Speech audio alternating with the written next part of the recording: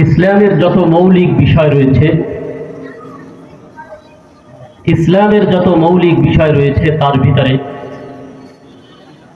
সবচেয়ে গুরুত্বপূর্ণ বিষয় হলো আকীদা। এই আকীদার আরেক নাম হলো ঈমান। আকীদা বিশ্বাস এই জন্য সবচেয়ে গুরুত্বপূর্ণ বিষয়,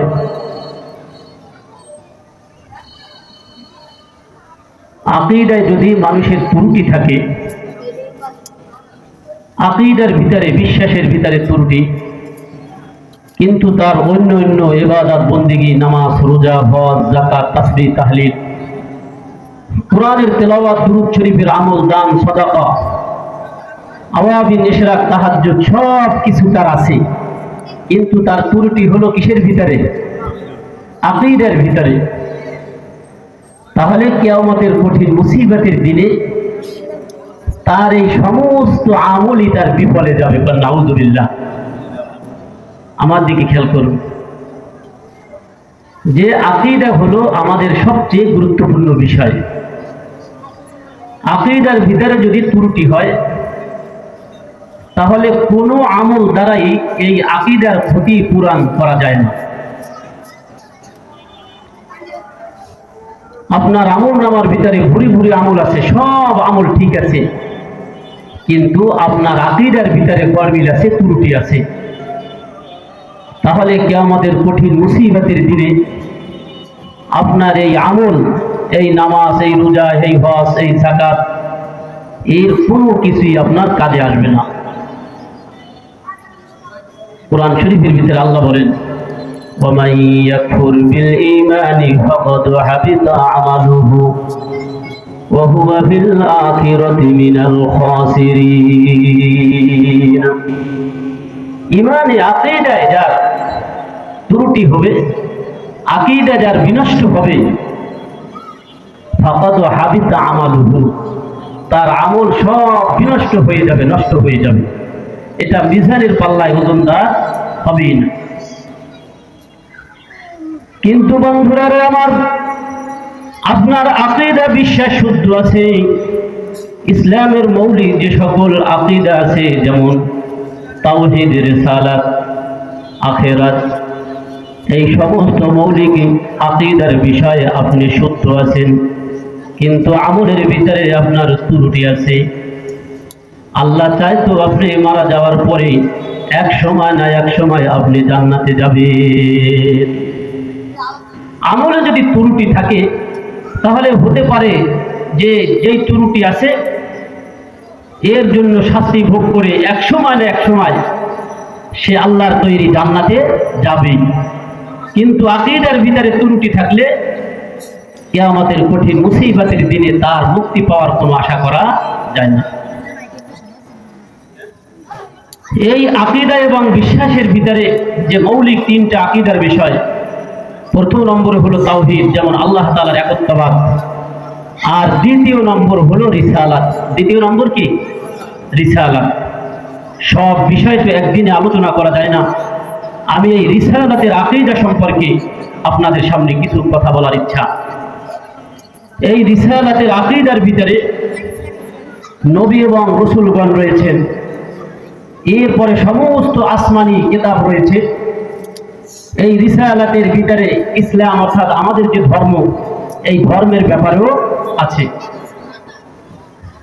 তাহলে রিসালাতের আকীদার ভিতরে আমাদের সর্বপ্রথম নবী ও রাসূলগণের উপরে আমাদের শুদ্ধ এবং খাঁটি আকীদা রাখতে হবে।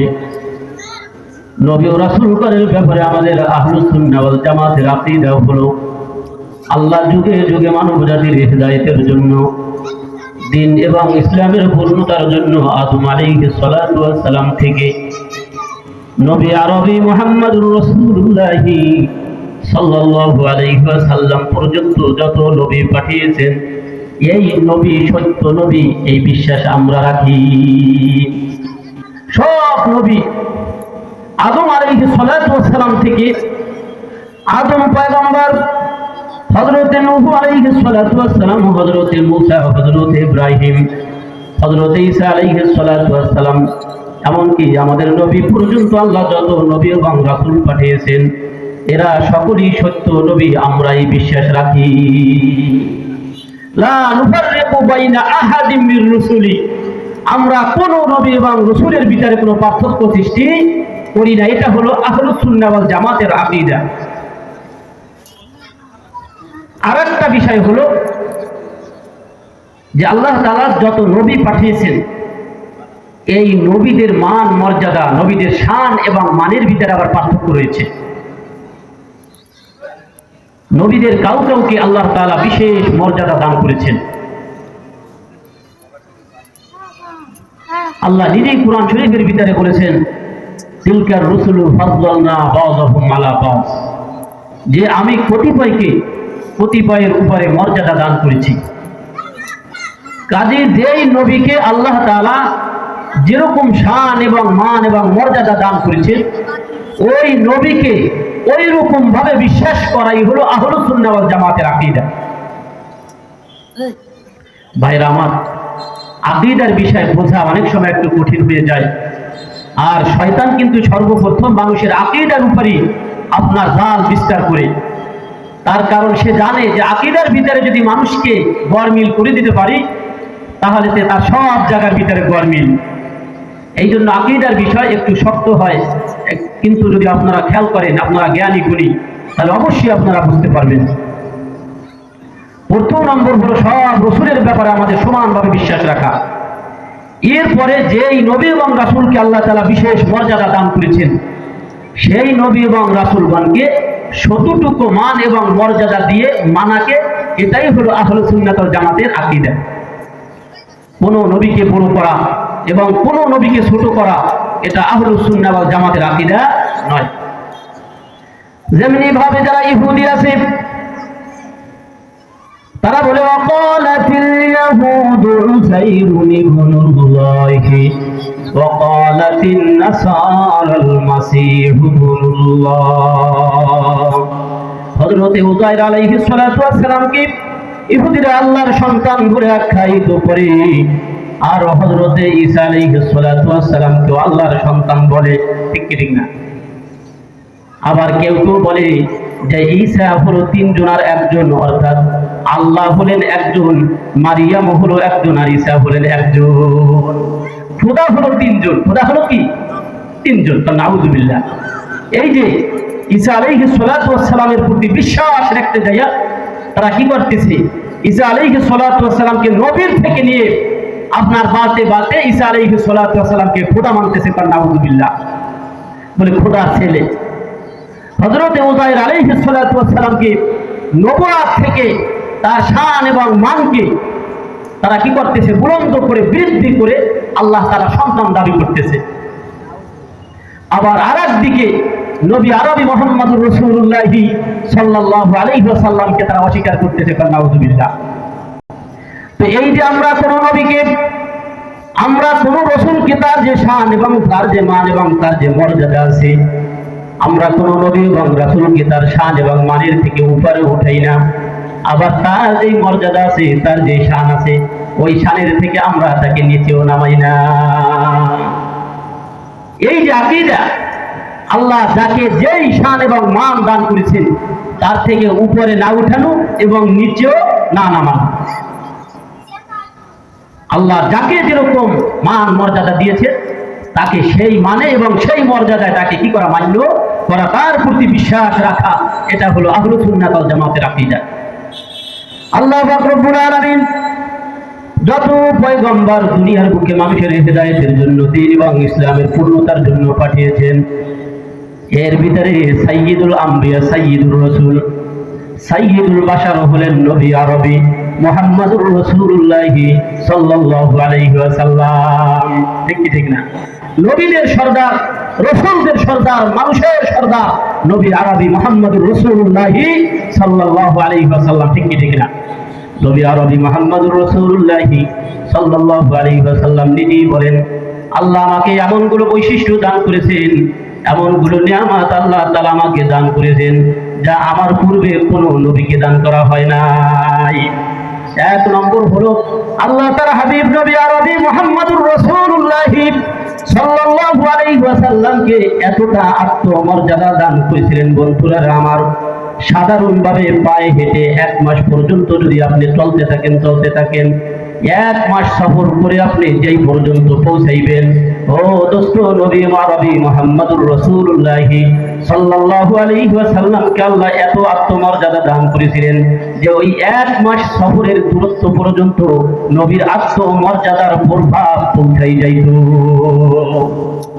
এতটা আত্মমর্যাদা আল্লাহ নবীকে দান করেছিলেন, শত্রু 1 মাস সফরের দূরবর্তী থেকেও তারা প্রভাব আজ করতে পারতো যে মুহাম্মদ আসতেছে, কারণ আল্লাহু আকবার। এটা আল্লাহ তাআলা তার হাবিবকে দান করেছিলেন, অন্য কোনো পয়গম্বর এবং রাসূলকে আল্লাহ এই প্রভাব দান করেন নাই। দ্বিতীয় নম্বরে নবী আরবি মুহাম্মদুর রাসূলুল্লাহ সাল্লাল্লাহু আলাইহি ওয়াসাল্লাম বলেন, আল্লাহ গোটা জমিনকে আমার জন্য মসজিদ বানিয়ে দিয়েছেন, কারণ আলহামদুলিল্লাহ। শুধু ওজুদ আছে রহমাতুল লিল আলামিন, শুধু ওজুদ আছে রহমাতুল লিল আলামিন, মসজিদে ও শুধু হামারু ये জমিন, মসজিদে ও শুধু হামারু ये জমিন। নবী আরবি মুহাম্মদুর রাসূলুল্লাহ সাল্লাল্লাহু আলাইহি ওয়াসাল্লাম বলেন, আমার পূর্বে কোন নবী এবং কোন রাসূলকে, কোন নবীর উম্মতদেরকে এই নিয়ামত দান করা হয় নাই, যেহেতু তাদের একমাত্র তাদের যে উপাসনালয় মসজিদ ছিল, ওই মসজিদে গিয়েই তাদের নামাজ আদায় করতে হতো, অন্য কোথাও তাদের নামাজ হতো না। কিন্তু আপনার আমার জন্য কত সুবিধা, জমির ভিতরে কাজ করতেছেন, আজান হয়ে গেছে, আপনি আইলের উপর দাঁড়াইয়া চাইলে আজান দিয়ে আপনি নামাজ পড়তে পারেন, ঠিক না? এমন জায়গার ভিতরে আছেন যেখানে পানি নাই, পবিত্রতা অর্জনের কোনো ব্যবস্থা নাই, আপনি চাইলে এই মাটি আপনার আমার জন্য আল্লাহ পাক ঘোষণা করেছেন যে বান্দা বান্দি পানি পায় না, যা উম্মতে মুহাম্মাদের পানির কোনো দরকার নাই, এই পবিত্র মাটির যারা তায়াম্মুম করবে এটাই তাদের জন্য পবিত্রতা পান। আলহামদুলিল্লাহ, এটা একমাত্র আমাদের নবী মুহাম্মদুর রাসূলুল্লাহ সাল্লাল্লাহু আলাইহি ওয়াসাল্লামকে আল্লাহ দান করেছেন। নবী আরবি মুহাম্মদুর রাসূলুল্লাহ সাল্লাল্লাহু আলাইহি ওয়াসাল্লাম বলেন, কিয়ামতের কঠিন মুসিবতের দিনে যখন সমস্ত নবীরা পর্যন্ত ইয়া নফসি করতে থাকবে, আল্লাহ তাআলার সামনে কেউ কথা বলার সাহস পাবে না। এই রকম কঠিন মুহূর্তে আমি নবী একমাত্র সুপারিশের অধিকার পাবো। এটা একমাত্র আল্লাহ তাআলা আমাকে দান করেছেন। সমস্ত নবী আলাইহিস সালাতু ওয়াস সালাম এভাবে আমাদের নবী আলাইহিস সালাতু ওয়াস সালামকে আল্লাহ তাআলা বিশেষ মর্যাদা দান করেছেন। তো যেহেতু নবীকে বিশেষ মর্যাদা দান করেছেন, সেই হিসাবে আমাদের নবীকে মান্য করা ঠিক না। যেই নবীর যেরকম মর্যাদা, সেই নবীকে সেই মর্যাদা দিয়ে তাকে কি করা, মানা। এটা হলো আহলুস সুন্নাহ ওয়াল জামাতের আকীদা। আমরা কাউকে খাটো করি না, আবার কাউকে তার মর্যাদার উপরেও নেই না। বন্ধু